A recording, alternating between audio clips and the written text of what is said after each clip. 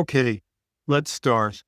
Um, in just a moment, you're going to learn an amazing and hard to believe story, but true, about how the Ukraine war, which we're still in for all of President Trump's efforts to end it, was the result of a 250-year plot by Imperial Britain, uh, known for the past 100 years roughly, or the past 150 years, as the Great Game.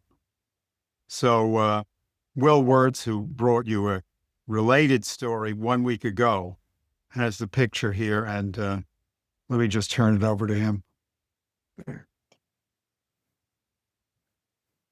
Hi, thank you, Tony. Hello to all those who are watching and listening.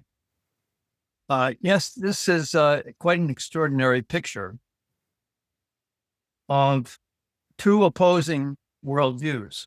On the one hand, the British geopolitical efforts over a 250 plus year period versus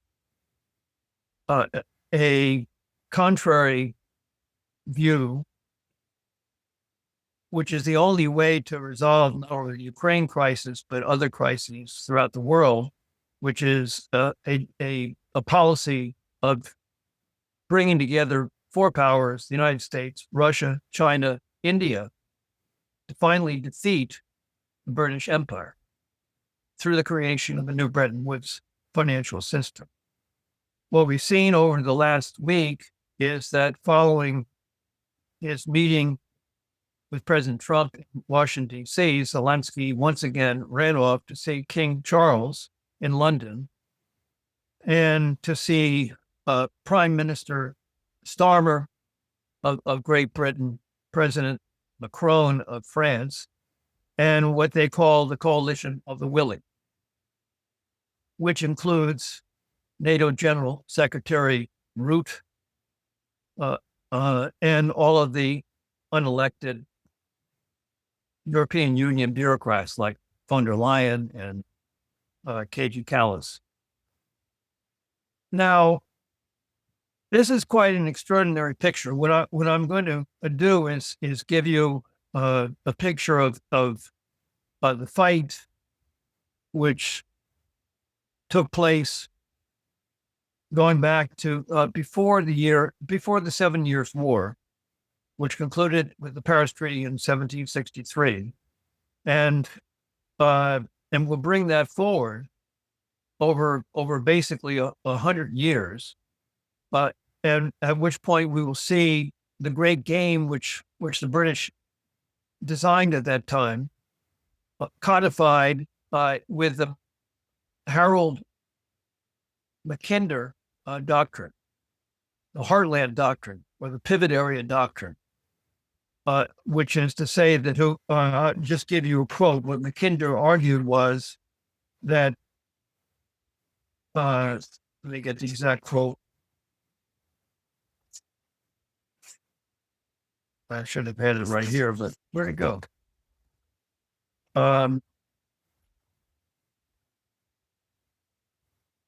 My apologies. Who rules East Europe commands the Heartland, and the Heartland is defined as Russia today. Who rules the Heartland commands the world island, and the world island is the entire area of Europe, Africa, and Eurasia. Who rules the world island commands the world. And this doctrine of Mackinder gave us NATO, and it was further developed by Zbigniew Brzezinski in a book in 1997 called The Grand Chessboard, in which he identifies Ukraine as the pivot area for bringing down Russia and establishing unipolar control over the world island and over the world through NATO's expansion eastward and the balkanization of Russia into three separate republics. I'll get to that as we go forward. Now, the background of this, of course, is the British East India Company established its imperial control over India through the 7 Years' War and the Paris Treaty of 1763. And shortly thereafter, in 1776, 250 years ago, we in America declared our independence from George III of Great Britain, of England. And of course, we're celebrating the 250th anniversary of the Declaration of Independence next year. And interaction. This is the work up to that celebration next July. What the British were particularly concerned about after the American Revolution is that the American Revolution might spread, and that there might be an effort to undermine their control over India, which was the crown jewel of the British Empire. And as a result of that fear, the British were particularly concerned about Russia, because Catherine the Great of Russia was the one who initiated the League of Armed Neutrality, which provided support for the American Revolution against Great Britain in our war for independence. One of the things which people may not know is that after he was defeated in Yorktown, General Cornwallis, just a few years later, was transferred to India, where he became the Governor General of India. I believe he was Governor General from 1786 until 1793. And their concern was to make sure that that there was not a revolution in India like there was in America, because that would destroy their entire global empire right from the start. Now, in 1783, Russia annexed Crimea. And shortly thereafter, there was a war between Russia and the Ottoman Empire, in which the British planned to intervene in. The British were in 1791 were prepared to send their fleet to the Baltic and the Black Seas in order to confront the Russian fleet. And why were they doing that? Well, because, as it turns out, control of the Black Sea would have made it more feasible for Russia to send troops through the gap between the Black Sea and the Caspian Sea, through Persia, now Iran, and Afghanistan, into India, in order to defeat the British through this flanking operation. So in 1791, you had the first plan drawn up. This was for Catherine the Great, for a Russian invasion of India. This was drawn up by Prince Nassau, and the idea was to send an army through what is today Bukhara, who's in Uzbekistan, to Kashmir in India, and then to Bengal to drive the British out of India, British East India Company. And again, why don't you show the cover of my book, Beware the British East India Company, please. What you see here is that the common enemy of the United States, Russia, India, and China has, over these 250 years, been the British East India Company and the British Empire. If you look at the pictures closely, the first picture is the British Army burning the White House in 1814. The second picture to the right is the assassination of Tsar Paul I, because he actually deployed troops towards India, and three months later he was assassinated. I'll come back to that. And then, of course, the British controlled India, where it has been said that in addition to death and taxes, the other thing that you can rely on is famine. And you see young people emaciated through the famine, which were the result of the British policy of turning agricultural land into land to grow opium, to send it to China, to force opium on the people of China. And that's the fourth picture from there were two opium wars in the 1800s against China, to force China to open up to the addiction of its own population. That's the policy of the British East India Company, of the British Empire. And that these four countries have a common historical interest in defeating that British Empire once and for all. And I would also point out that that it was the British East India Company that we actually waged our revolution against. Because if you look at the Boston Tea Party, it was British East India Company that was thrown into the British harbor. And the British East India Company tea. That was thrown into the Boston harbor. And the title of the book comes from, as I mentioned in last week, comes from John Dickinson, an American patriot, who wrote an essay on the tea tax when it was announced. And he said that the watchword in the United States or the colonies should be beware the East India Company. And so that's actually the message that I'm bringing to the entire world. Beware the British East India Company.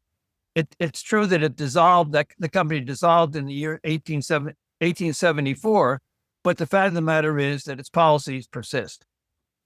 Now, so after Catherine the Great, in 1791, discussed deploying troops to India. Also, then Tsar Paul I actually deployed 22,000 troops in 1801 to march on India. And as I said, he was assassinated 3 months later. He was assassinated, but this is also Tsar Paul I. He was assassinated by a palace guard, which was allied with the British. The British ambassador had kicked the British ambassador out of Russia a few months earlier, but there's documentation which shows that the British funneled money through this ambassador. His name was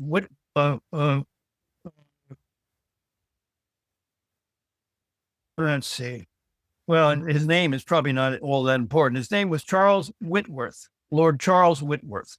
And they funneled money to him through the Russian company, which was earlier called the Muscovy Company. It's like an NGO. It was like the British East India Company. It was chartered in 1555, earlier than the British East India Company in the early 1600s. But the money was channeled through to Whitworth, and then given most likely to the butler of Paul I. And Whitworth actually was supposed to indicate how he used the money that he received, but he argued that it was for Secret Service. And George III allowed him to get off with that, and so he never had to actually declare what it specifically was used for. But there's strong indications that the British paid for the assassination of Paul I. Then, interestingly, Alexander I, who was the successor, his first act was to recall the troops, the 22,000 troops. However, he did not give up on this idea, because in 1807, the Treaty of Tilsit was concluded between Napoleon and Tsar Alexander to launch a joint invasion of India through Persia. And what the British did was they realized that the route to invade India was through Persia and through Afghanistan. So what they did is they engaged in diplomatic activity to try to ensure that the Russians would not have access to India through Persia and Afghanistan. For instance, in 1809, the British signed a treaty with Persia, or now Iran, called the treaty. It was called the treaty there were two treaties. There was a temporary one and then a definitive one. And the basic idea was that Persia agreed not to allow a hostile army to pass through Persia on the way to India. You can take that picture down, Tony. This was followed by other treaties in 1812 and in 1814, so that Persia could be used as a, quote, bulwark to the British Empire in the East, and no European nation could enter into Persia who entertained a design on India. Now, the British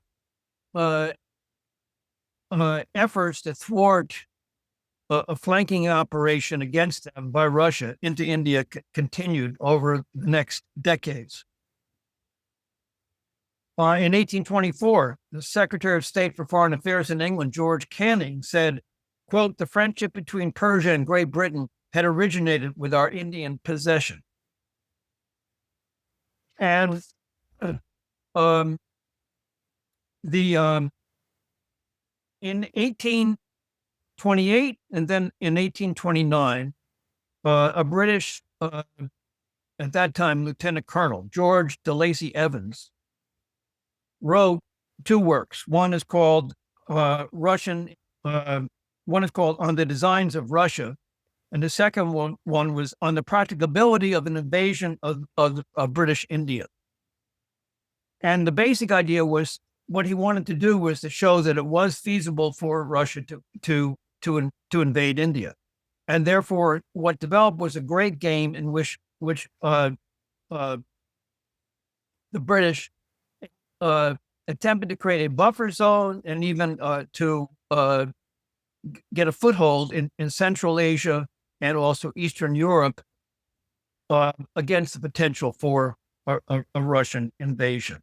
Now, this guy, George de Lacy Evans, is very interesting because in 1800, I think I may have actually indicated this, but in 1800, he joined the East India Company. 1806, he joined the British Army. 1814, he's deployed to the United States. He works under General Ross, who was responsible as Quartermaster General of the Army, and it was Ross who burnt down the White House. He then deploys later to Crimea after he wrote these two books. And he became he received the rank of general in Crimea. Now,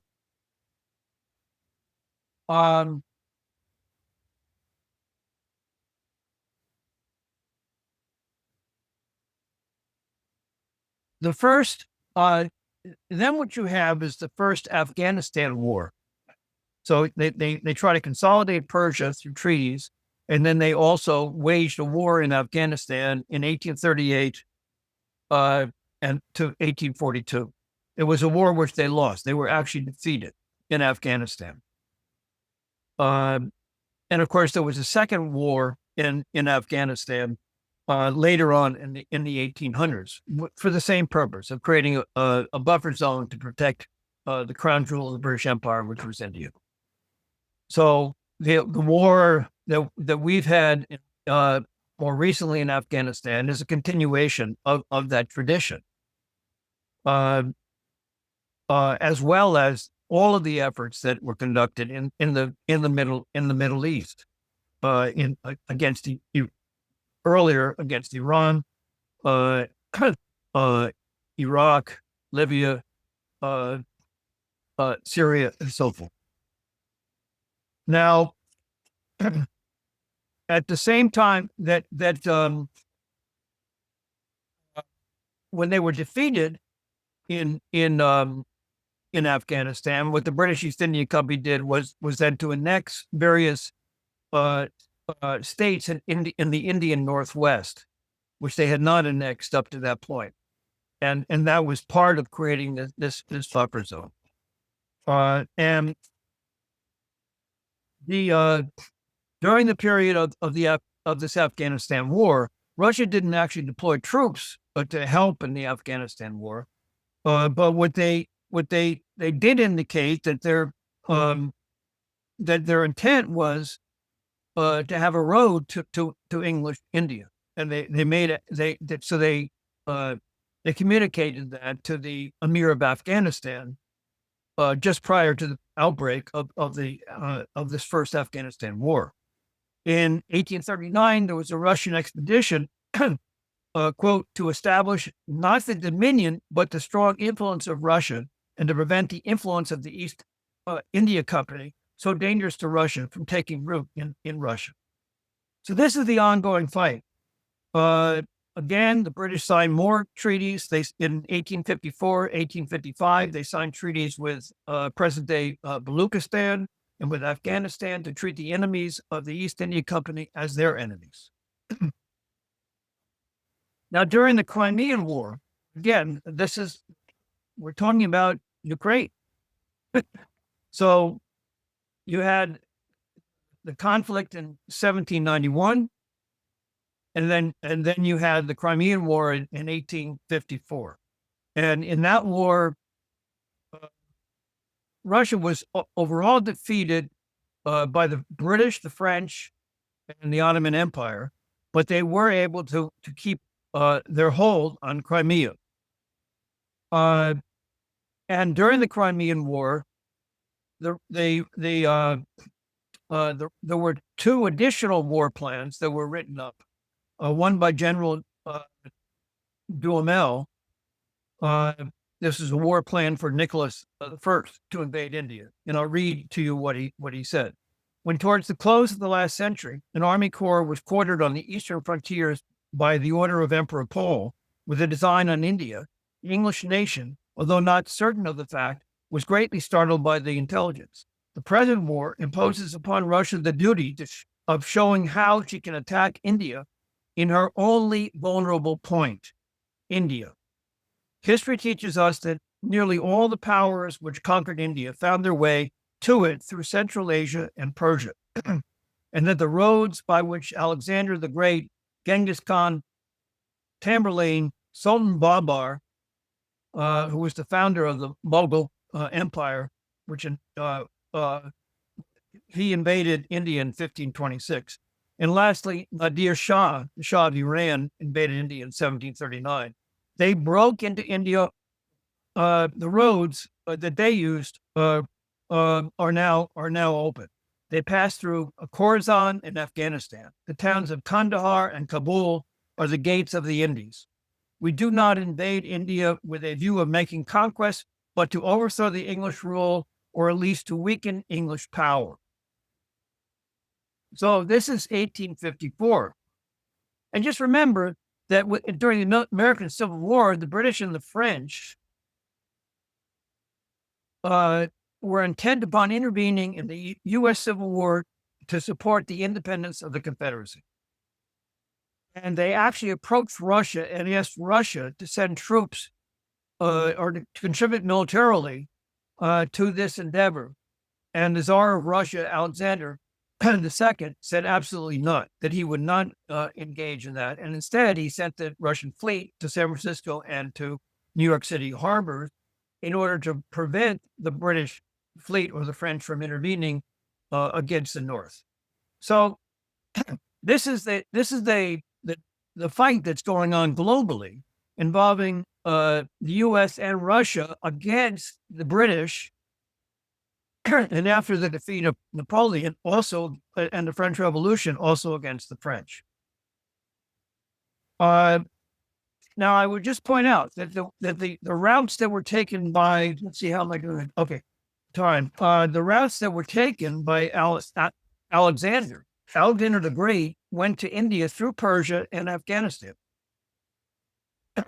And he marched through present-day Afghanistan, where he faced various tribes. He crossed the Hindu Kush Mountains, which are west of the Himalayan, before entering India via the Khyber Pass.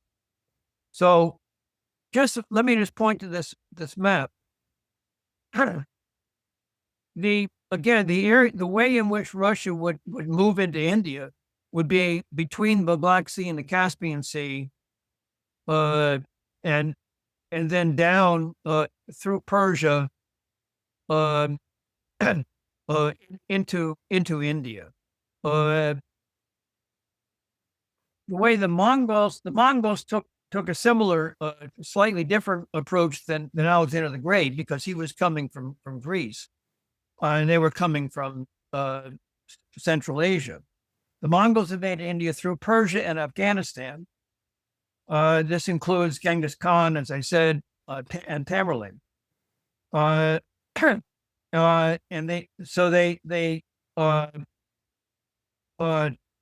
Tamerlane's invasion was in 1398. But there's a long history to this in terms of India. In addition to General Duhamel, his plan, there was another plan put together by another general. This was General Stepan Krylev, who was a veteran of the fighting in the Crimea. He was wounded during the siege of Sevastopol, which is the port in Crimea. And Krylev's proposal noted that we may make compromises with our other foes, but England's bearing towards us, which tends to the weakening of our power, does not justify us in leaving her at peace. We must free the people who are the sources of her wealth and prove to the world the might of the Russian Tsar. So none of these war plans was actually acted upon, but this was the concern of the British that they would be at some point.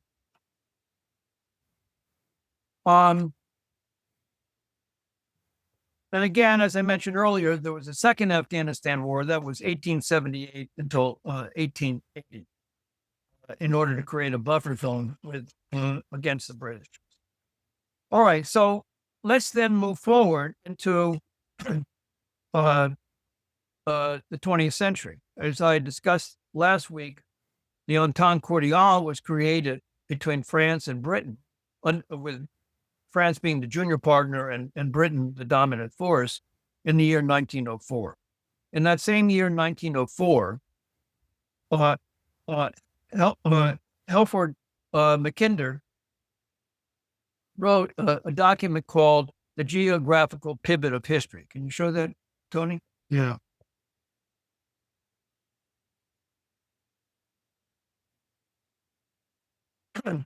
Now, and again, the game, and he uses the word game, that he describes is as follows. Who rules East Europe commands the Heartland. Who rules the Heartland commands the world island. Who rules the world island commands the world. And what he wrote is, and can you show the map of the pivot area? What he writes is, Russia is the heartland or the pivot area. Outside of the pivot area, in a great inner crescent, are Germany, Austria, Turkey, India, and China. All right, so that you see the inner, I guess it's called the inner marginal crescent. And interestingly, both India and China are not part of the heartland. They're targets, the British targets, and this inner crescent surrounding the pivot area. And then he says, in an outer crescent, you have Britain, South Africa, Australia, the United States, Canada, and Japan. Of course, in 1902, there was the main country in 1902, before the Entente Cordiale, that Britain had an alliance with was Japan.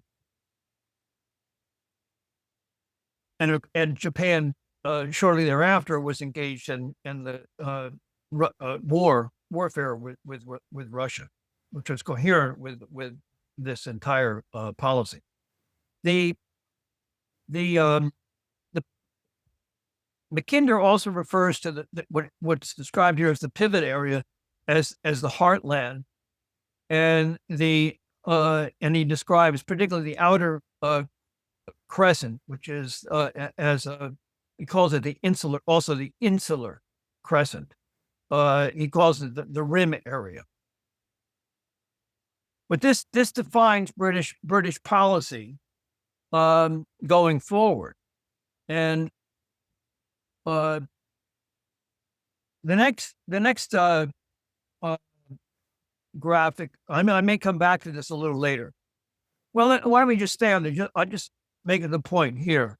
The Four Powers Agreement that Lyndon LaRoche proposed and that we advocate would involve the United States, it would involve India, it would involve China, and it would involve what Mackinder calls the pivot area or the Heartland, which is Russia, as the initiators of a new Bretton Woods system, a new financial system that would dismantle the British Empire. And it's the direct opposing concept to this geopolitical map that you see right here, which brought us World War I, which brought us World War II. And if President Trump were not successful in resolving the Ukraine crisis, could bring us World War III. Now, so you can take that down, Tony. After World War I, Mackinder wrote another document called Democratic Ideals and Reality. This was in 1990. And what he develops there, I'll just read a number of quotes to you. The joint continent of Europe, Asia, and Africa is now effectively an island. Let us call it the world island. The Heartland, for the purposes of strategic thinking, includes the Baltic Sea, navigable middle and lower Danube, the Black Sea, Asia Minor, Armenia, Persia, Tibet, and Mongolia. He says, in regard to Britain, the most immediate Russian menace was, of course, beyond the northwest frontier of India. Rivalry between Russia and Britain during the 19th century. Russia, in command of nearly the whole of the Heartland, was knocking at the landward gates of Indies. Britain, on the other hand, was knocking at the sea gates of China and advancing inland from the sea gates of India to meet the menace from the northwest. So there you have his description of the Opium Wars against China and the first and second Afghanistan wars, as well as treaty arrangements with Persia, now Iran. This is what they were doing. He says Russian intrigue had involved Britain in the first Afghan war in 1839. In 1854, Britain and France were involved in action against Russia. Russia was pressing through the Heartland against the Indies, and by the Straits of Constantinople was seeking to issue from the Heartland into the West, and Prussia was supporting Russia. This is a reference to Ukraine and to the war, the Crimean War in 1854. So going all the way back there, Ukraine was central. Britain saw Russian control over Crimea as a threat to their empire in India. He then says, West Europe, both insular and peninsular, must necessarily be opposed to whatever power attempts to organize the resources of East Europe in the Heartland. Viewed in the light of that conception, both British and French policy for 100 years past takes on a large consistency. East Europe is essentially a part of the Heartland. If we accept anything less than a complete solution of the Eastern question, in its largest sense, we shall merely have gained a respite, and our descendants will find themselves under the necessity of marshaling their power afresh for the siege of the Heartland. And that's what we've got right now, siege of the Heartland through the war in Ukraine, in addition to the earlier NATO expansion eastward. Then in 1924, Mackinder wrote another book, it was another book, The World War and After. The significance of this book is that he basically proposes what became the Atlantic Community and, by extension, NATO.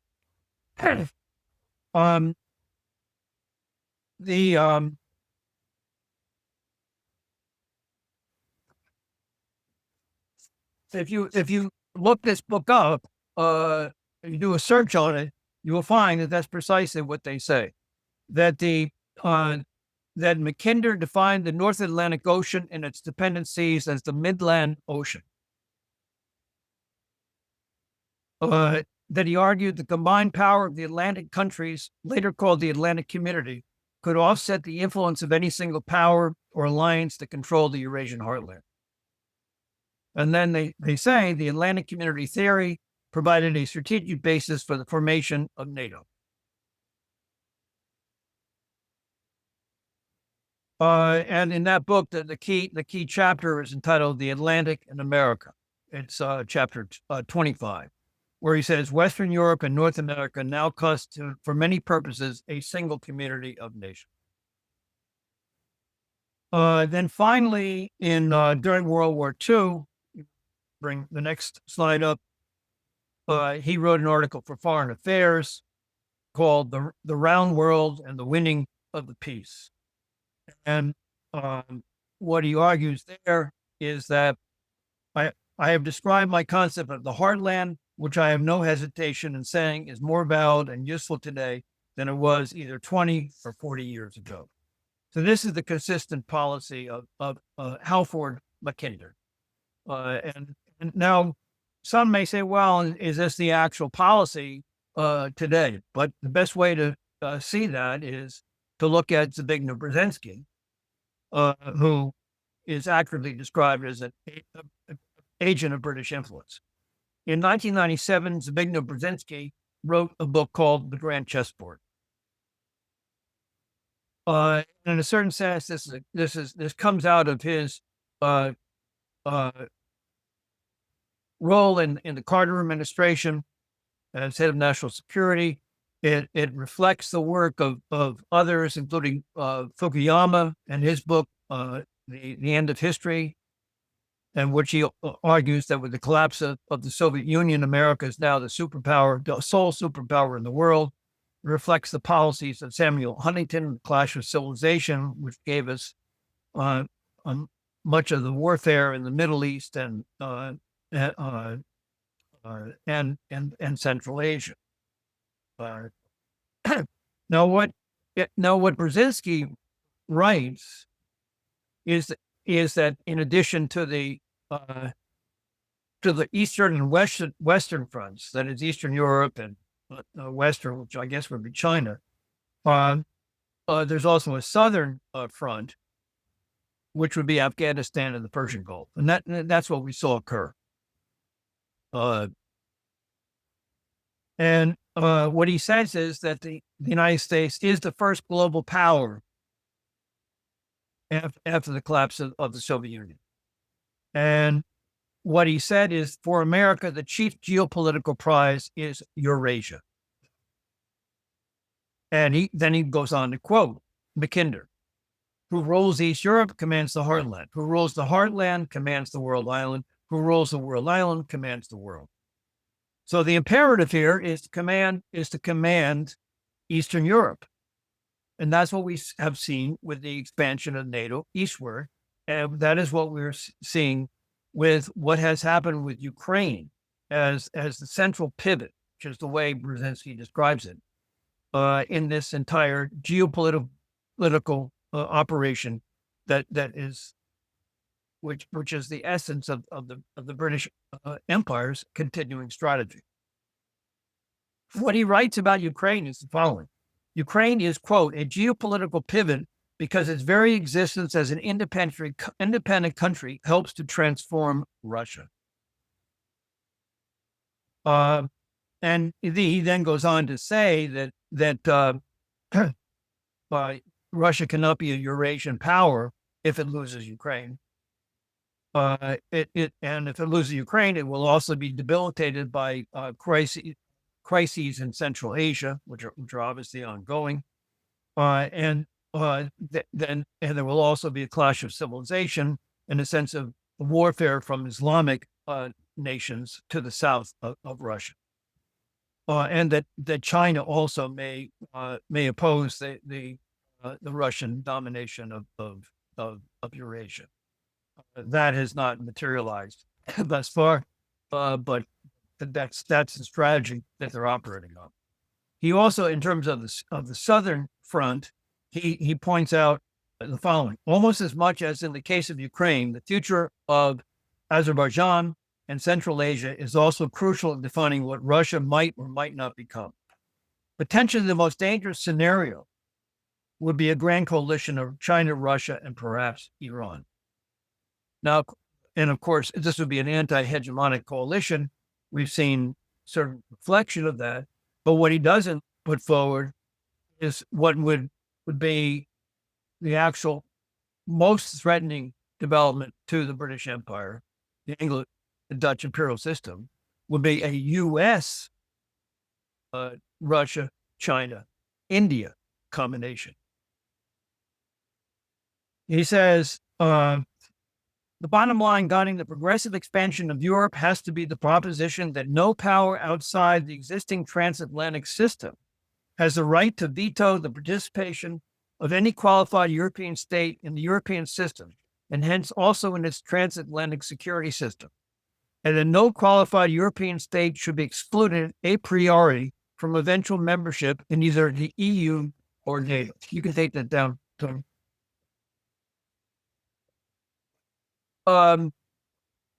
He says that between 2005 and 2010, Ukraine should become ready for serious negotiations with both the EU and NATO. He writes, the appearance of an independent Ukrainian state represented a vital geopolitical setback for the Russian state.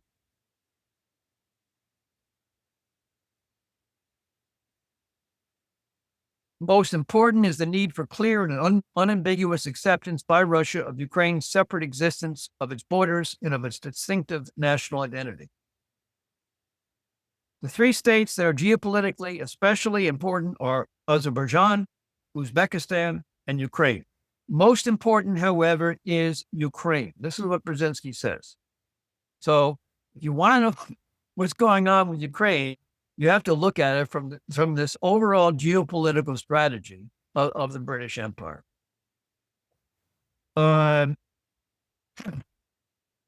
If Ukraine is to survive as an independent state, it will have to partake fully of Central Europe's links to NATO and the European Union. Ukraine's relationship to Europe could be the turning point for Russia itself.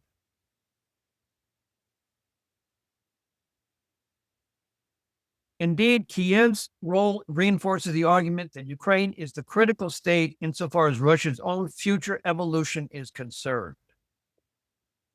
America is now the only global superpower, and Eurasia is the globe's central arena. Hence, what happens to the distribution of power on the Eurasian continent will be of decisive importance to America's global primacy and America's historical legacy. Now, you have to make the distinction between what is the actual America, as President Trump is restoring it, versus America under British influence, which is what we have had really since Roosevelt's death, with a few exceptions like John F. Kennedy. But that distinction has to be made. Brzezinski is talking about America as the superpower, but the reality is that America, the British view America as a dumb giant on the British leash. And this policy overall is a British policy, which is evidenced by the very fact that Brzezinski is citing Halford Mackinder as the source of his entire policy. So what he then goes forward to say is that he calls for a transatlantic free trade agreement contrast that to President Trump's tariff policy. It proposes a decentralized political system based on the free market for Russia. A more decentralized Russia would be less susceptible to imperial mobilization. A loosely confederated Russia composed of European Russia, a Siberian republic, and a Far Eastern republic. That's what he proposes. To balkanize Russia, to break it up into 3 separate republics so that it would no longer represent the Eurasian power. And he says consolidation of a sovereign Ukraine is a critically important component. Other proposals he makes are for an American-Japanese free trade agreement, a trans-Eurasian security system. But as he says, to get there, to a trans-Eurasian security system, NATO must first be expanded.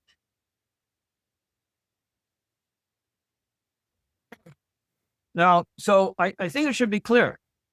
Historically, Crimea played a critical role in the Great Game, going back to its annexation by Russia in the year 1783, the British deployment or preparation to deploy its fleet to challenge Russia in 1791, and the succession of war plans that Russia developed in order to have a flanking operation on the British through an invasion of India. Again, they never carried that out, but that was what the British were particularly afraid of.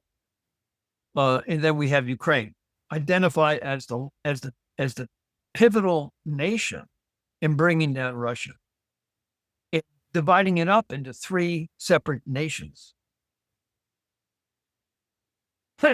And if you look at it, there's a timeline on the developments in Ukraine, which indicates how central Ukraine has been to this British policy. Ukraine declared its independence from the Soviet Union on August 24, 1991. On May 10th, 1996, there was a New Atlantic Alliance initiative in Prague under the patronage of Margaret Thatcher, former Prime Minister of Britain, Margaret Thatcher. The aims of this initiative included bringing the former Soviet satellites into NATO and the European Union and creating an Atlantic free trade area, which is precisely what Brzezinski called for. April 1999, the 50th anniversary of NATO, British spokesman called for expansion of NATO to include all of the countries once part of the Warsaw Pact. Then in 2004, you had the Orange Revolution in Ukraine. And then in 2014, the Maidan coup d'etat against the constitutionally duly elected president of Ukraine. Now, when the Soviet Union collapsed, there were numerous discussions between Gorbachev on the Russian side and, among others, James Baker, representing George Bush Sr. And on February 9, 1990, Baker said the following to Gorbachev. He said that, quote, "Neither the president nor I intend to extract any unilateral advantages from the processes that are taking place," end quote. And he stressed that the Americans understand the importance for the USSR and Europe of guarantees that, quote, "not an inch of NATO's present military jurisdiction will spread in an eastern direction." At a further point in the discussion between Baker and Gorbachev, Baker asked whether Gorbachev would prefer, quote, "a united Germany outside of NATO, absolutely independent and without American troops, or a united Germany keeping its connections with NATO, but with a guarantee that NATO's jurisdiction or troops will not spread east of the present boundary." Now, obviously, Germany reunified with American troops present, and it eventually became a member of NATO. So, so these are the recordings of the actual discussion between Baker and Gorbachev, saying that NATO would not expand eastward. Okay, can we have the map of NATO expansion?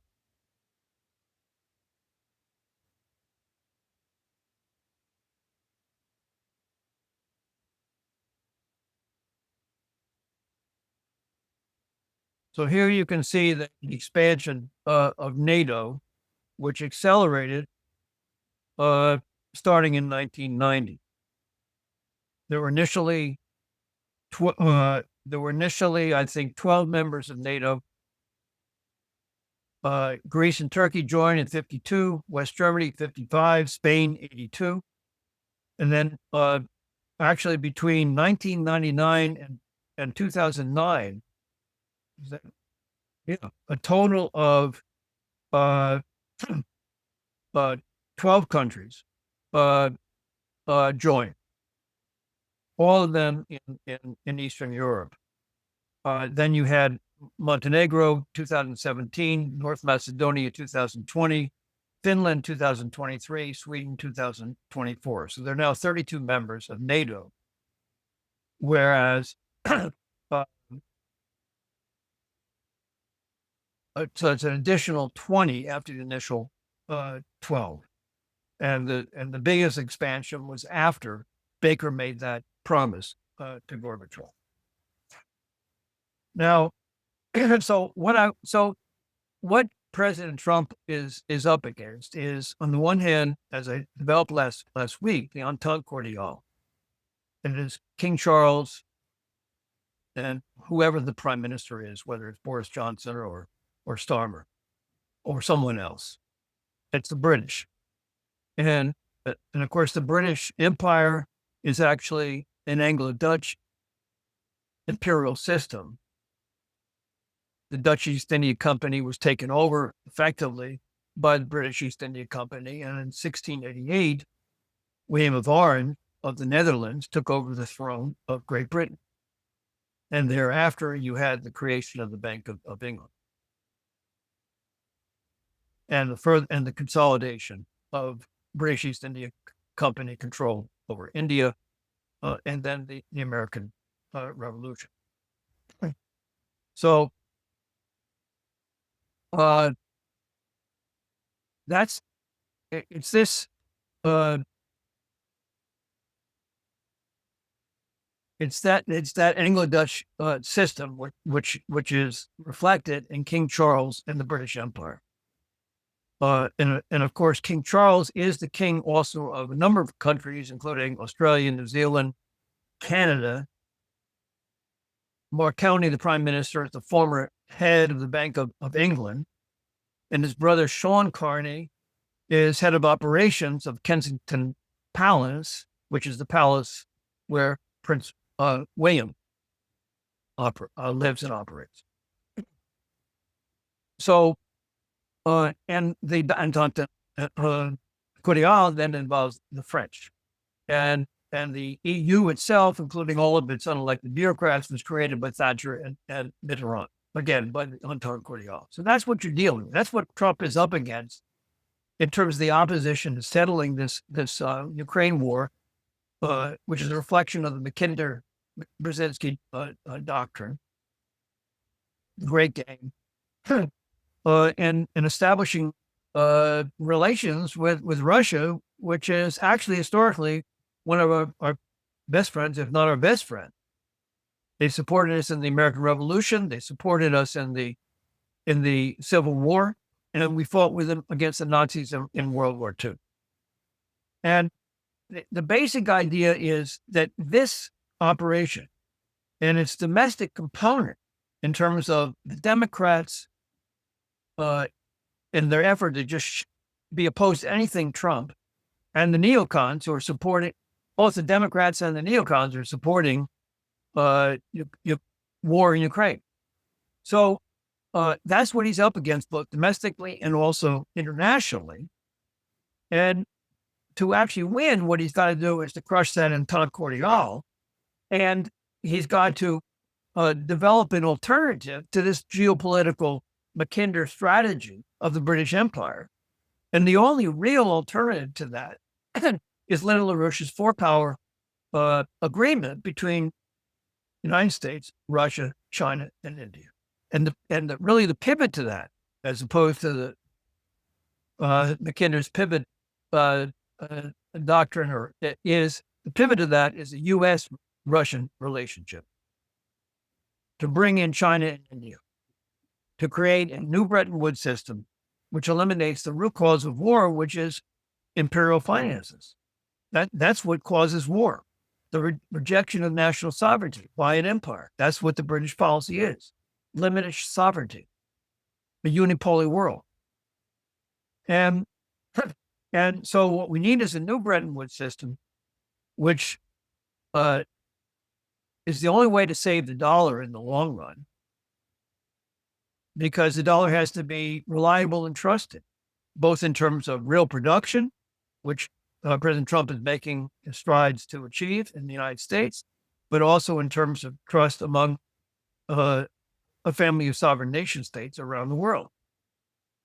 As long as there are sanctions, which make it difficult for other nations to engage in trade with us and with other nations, then the dollar is in jeopardy. But there really isn't any alternative to the dollar. The point is to make it sound through real production, and by having fixed exchange rates, so you can rely on the actual value of your transactions, and a return to a gold reserve standard, which is different than a gold standard, which limits the creation of credit. Gold reserve standard allows you to extend credit, but it's based on it's pegged to the value of the production of gold. And such a system basically will replace the old Bretton Woods institutions like the IMF, the World Bank, the World Trade Organization. It will get rid of the Paris Climate Treaty as a fraud, because climate change has always existed, even before industrialization. So you can't say that it's induced by human industrial activity. That argument is designed to shut down industry, to create a post-industrial society in which population is reduced because you can't sustain it unless you have industry and the application of industry to agriculture. So we have to create that new system. And by doing that, what we can do is create the conditions under which other sovereign nations, whether they currently belong to the BRICS or not, in terms of particularly the developing sector, or whether they currently belong to the EU, which is a supranational organization which has removed sovereignty from the nations of Europe. They can all join this if they, as sovereign nations. So this would be the way to break up the power of the British Empire over the European nations, and also to free the developing sector nations from the ideology of free trade and climate change, and bring them into a productive relationship between developing and developed sector nations. That's the way to establish durable peace. That's the way to establish economic development, to uplift the entire world's population. And that combination of those four powers is the alternative to the Mackinder doctrine of a unipolar world, which controls the Eurasian heartland by controlling Eastern Europe. So I'll just end with that, and perhaps we can have a further discussion.